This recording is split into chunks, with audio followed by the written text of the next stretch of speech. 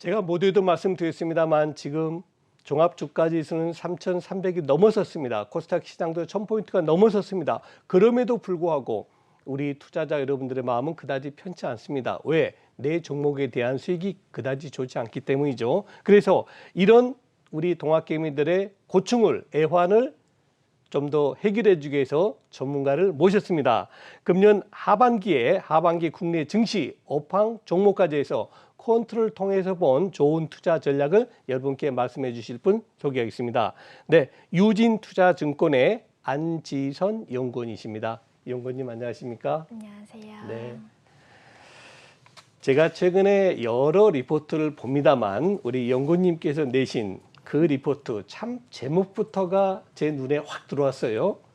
미로에서 보물찾기. 그러니까 지금 우리 시장이 워낙 좀 어렵고 상승 변수도 있지만 하락 요인도 있기 때문에 미로라고 하셨고 여기서 보물을 찾아야 되는데 과연 이 제목을 다신 이유 좀 궁금합니다. 설명 부탁드릴게요. 네.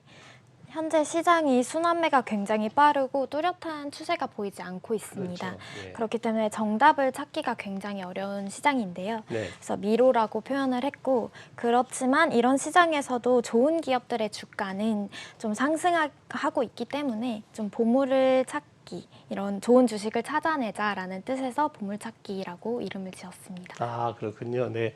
시장이 워낙 힘들기 때문에 미로고, 그러나 우리의 목표는 뭡니까? 그중에서 또 정말 진흙 속의 진주 찾듯이 보물을 찾아야 되니까 시장 미로 속의 보물 찾기라고 하셨답니다. 자, 그러면 연구원님 지금 3,300이 왔고 1,000을 코스닥은 넘어섰어요. 그럼에도 불구하고 여전히 우리 시청자들이 투자자들 굉장히 어려움이 있습니다. 네. 투자 환경 한번 진단해 주시죠. 저는 좀 긍정적으로 보고 있고요. 네. 왜냐하면 코스피 지수 PER이 연초에는 14배까지 올랐었거든요. 그렇죠. 네, 현재 11.7배 정도로 이익 추정치 상향 조정이 좀 가파르게 똑같이 이루어지면서 연초 대비 PER 자체는 20% 정도 하락한 지금 상황입니다. 네. 그래서 코스피도 사상 최고치를 기록을 했지만 이 개선세도 함께하면서 오히려 밸류에이션 매력도는 조금 더 있어졌다고 판단을 하고 있는데요. 그래서 긍정적으로 보고 있습니다. 네, 다만 그 작년만큼은 모든 주식이 급등하는 그림보다는 좀 3월부터 종목 차별의 장세가 심화되고 있기 때문에 좀 종목을 잘 발굴해서 투자를 해야 된다는 입장이고요. 올해 들어 개인이 53조 원 정도 순매수하고 기관이 34조 원 정도 순매도를 하고 있고 외국인도 17조 원 정도 순매도 중입니다. 2020년 이후 국내 투자 주체는 주요 투자 주체는 개인이 누가 뭐라고 해도 개인이 그렇죠. 되었는데요. 예, 개인이죠. 개인들의 이제 코스피 연간 회전율을 살펴보면은 다른 투자 주체들보다 가장 높고 좀 연간 회전율이 좀 가장 높은 편이고 주식 네. 보유 기간도 굉장히 짧은 편입니다. 네, 수치적으로 계산을 해보면 2021년 개인 회전율이 446% 정도 나왔고 평균적으로 그럼 연초부터 지금까지 4번을 매매하셨다는 얘기인가요? 네. 440%면? 네. 아, 엄청나네요. 2개월 정도를 보유하는 것으로 그러네요. 나타나고 있고요. 좀 금융위기보다도 좀 더 높은 회전율을 보이고 있습니다. 네. 그렇기 때문에 좀 이런 시장에서는 민감한 반응을 해야 된다. 그리고 모니터링도 굉장히 중요한 시장이다. 이렇게 판단을 하고 있습니다. 네. 그다음에 또 중요한 게 수급 아닙니까? 네. 그럼 올 하반기도 과연 개인이 사고 기관 외국인이 파는 그런 장세가 계속 이어질 건지 궁금합니다. 네. 그래서 지금 저는 현재 아까도 말씀드렸다시피 PER 자체가 좀 매력도가 있어졌기 때문에 그렇죠. 11.7배로 내려오면서 매력도가 있어졌기 때문에 네. 기관이나 외국인 수급을 기대해 볼 수도 있다고 판단을 하고 있습니다. 그렇지만 이제 외국인이나 기관 수급이 개선된다는 의미 자체가 코스피 지수의 리레이팅을 의미를 하는데요. 이 리레이팅이 가능하려면 2가지 정도의 가정이 필요합니다. 네, 이익의 안정성이랑 매크로 환경인데요. 지금 일단 가장 중요한 거는 이익의 안정성입니다. 그래서 과거 코스피는 제조업 기반, 시클리컬 기반의 업종들이 거의 시가총액 대부분을 차지하고 있었습니다. 그렇죠. 그렇기 때문에 제조업 특성상 특정 사이클이 지나면 그러면 지속된 상승 흐름을 보이기 힘들다는 단점이 있었고 네. 코스피 이익도 한 번 좋으면 한 번 나빠지는 그런 흐름을 그랬죠. 보이고 있었는데요. 네. 그렇기 때문에 근데 현재 국내 주식시장은 조금 달라졌습니다. 네. 네, 시클리컬 업종이 아닌 소프트웨어 업종이라든지 뭐 건강관리 업종이 시가총액 그 대부분 좀 차지하고 있기 때문에 그리고 또 전통적인 시클리컬 업종 중에서도 화학이나 자동차 업종 같은 경우는 신재생 에너지로 묶이면서 좀 구조적인 성장 가능성을 보이고 있습니다. 네. 네, 그렇기 때문에 지금 코스피 업종이 좀 하나 업종의 반도체라는 업종에 치우쳐져서 밸류에이션이 디스카운트 됐던 부분이 어느 정도 이익 분산도를 좀 인정받으면서 네. 매력도를 외국인이나 기관들에게 인정받으면 그러면 수급 개선도 얼마든지 가능한 그런 시장이라고 판단을 하고 있습니다. 매크로 쪽도 봐주시죠.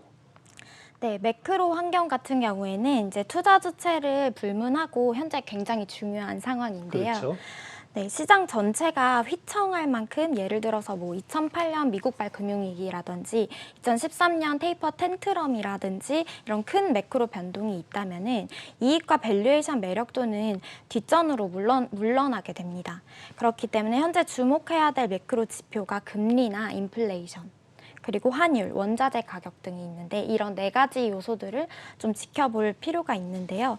이 어느 하나가 좀 안정된 상태라고 보여지고 있지 않기 때문에 이런 불안정한 매크로 상황이 어느 정도 진정이 된다면 이런 매크로 환경과 이익 안정성이 좀 뒷받침이 된다면 기관이나 외국인도 좀 수급 개선을 기대를 해볼 수 있지 않을까 그렇게 판단하고 있습니다. 네, 그렇겠죠.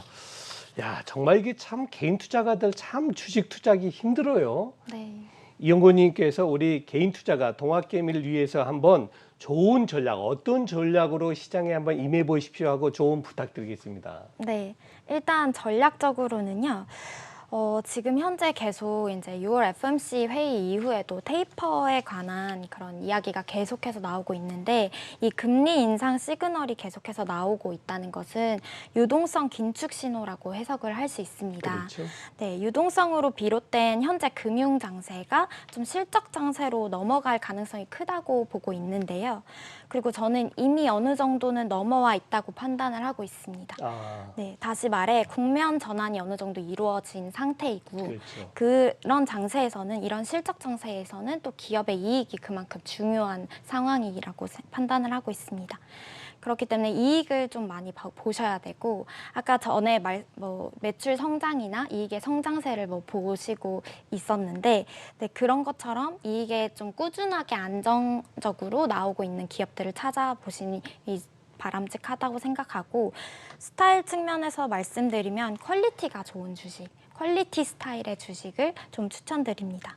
그리고 가치주, 성장주 측면에서는 좀 성장주에게는 매크로 환경이 그렇게 우호적이지 않기 때문에 네, 저는 가치주를 좀 더 선호를 하는 편이고요.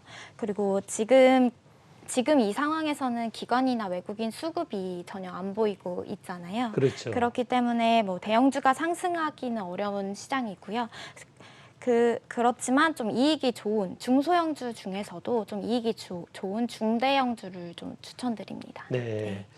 정말 감사합니다. 자, 이제 마지막 질문 되겠는데요. 금년 하반기 글로벌 여건 여러 가지를 감안해 볼 때 우리 동학개미들 어떤 업종에 관심을 지속하셔야 될까요? 네, 저는 일단은 이런 금리 상승기가 계속 이제 이어질 텐데요. 이런 상승기에서는 금융업종 중에서도 은행업종은 중간중간에 다소 부침이 있겠지만 꾸준히 상승세를 유지할 것이라고 판단하고 있습니다. 유가와 연동되는 에너지 업종도 좀 주목할 필요가 있는데요. 이제 금리와 상관관계가 높은 업종으로 좀 에너지 업종이 가장 상관관계가 높게 과거에 나왔었습니다. 근데 현재 유가 전망도 그렇게 나쁘지 않고 이제 유가와 연동되는 에너지 업종도 상승폭이 크지 않았기 때문에 다른 업종 대비해서 이제 상승세가 조금은 유지될 것이라고 판단하고 있고요. 건설 건축 업종 같은 경우에도 가격을 짓는 정책 모멘텀, 수주 모멘텀, 그리고 수요 개선세 같은 것도 다 위를 바라보고 있기 때문에 좀 꾸준한 상승세가 예상되는 업종이라고 판단하고 있습니다. 네. 또 한 가지 더 말씀드리면 자동차 업종 같은 경우에도 내연 기관차에서 전기차나 수소차라는 신재생 테마에 속해 있으면서 이제 산업 자체가 이제 구조적인 변화로 이루어지고 있기 때문에 그리고 또 국내 대표 완성차 업체인 현기차 자체가 글로벌리 인정받고 있는 상황이라서 그렇죠. 네, 그래서 이제 중장기적으로는 상승하지 않을 이유가 없다라고 판단하고 있습니다. 네. 네. 혹시 그리고 마지막 한 종목 더, 한 업종 더 말씀해 주실 거 있으신가요? 지금 업종을 약간 넘어서서 네네. 지금 회사 합병이랑 분할 이슈가 굉장히 많이 나오고 있어요. 물적 분할이라든지 예. 네, 막 회사 합병을 여기저기 합병을 하고 또 그렇죠. 몸집을 키우거나 아니면은 LG화학 같은 거는 분할을 해서 또 기업 가치를 다시 재평가받거나 이런 이슈들이 많은데 이런 시장에서는 좀 지주사에 대한 관심도 유효하다고 생각하고 있습니다. 네.